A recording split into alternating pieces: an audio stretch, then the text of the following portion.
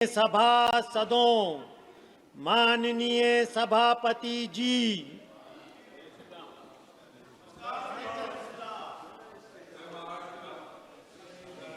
अस्सलाम वालेकुम सर। माननीय सदस्यगण, जिन्हें आज नियम 377 के अधीन मामले उठाने की अनुमति दी गई है, वे व्यक्तिगत रूप से तत्काल मामले का अनुमोदन पाठ सभा पटल पर प्रस्तुत करें। आइटम नंबर 23, माननीय मंत्री जी।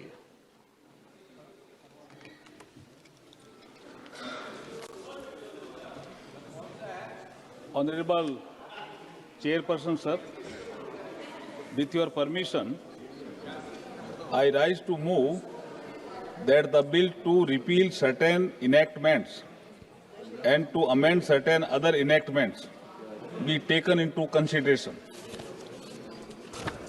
आपकी अनुमति हो तो कुछ बोलूं मैं सब इसमें।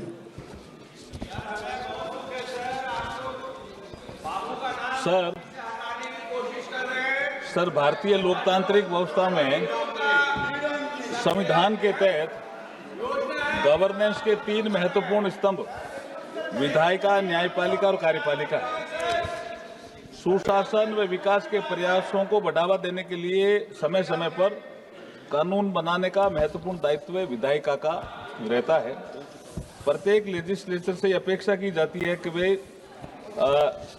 जो समाज हित में है वो कानून बनाए, लेकिन जब एक समय आता है जब लगता है कि अब इस कानून की उपयोगिता नहीं है या ये कानून अपनी प्रासंगिकता खो चुका है, तो ऐसे कानूनों को निरस्त भी किया जाना चाहिए। ये नरेंद्र मोदी जी के कालखंड में लीगल सिस्टम में सुधार कर कॉमन मैन के लिए अधिक सुलभ बनाने के संकल्प के अंतर्गत केंद्र सरकार ने ऑब्सोलीट, रिडंडेंट तथा अननेसेसरी इनेक्टमेंट की समीक्षा प्रारंभ की।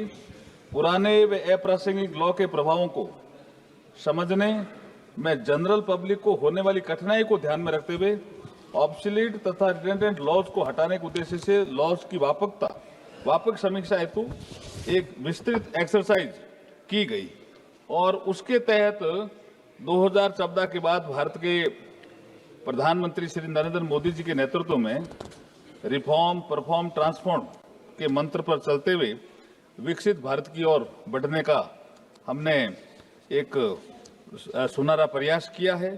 सुधारों की इसी प्रक्रिया में मई 2014 से लेकर के अब तक 1577 अनावश्यक और अप्रचलित कानूनों को निरस्त किया है। 1577 निरस्त कानूनों में से 1562 को पूरी तरह रिपील किया और 15 कानूनों को री इनेक्ट किया।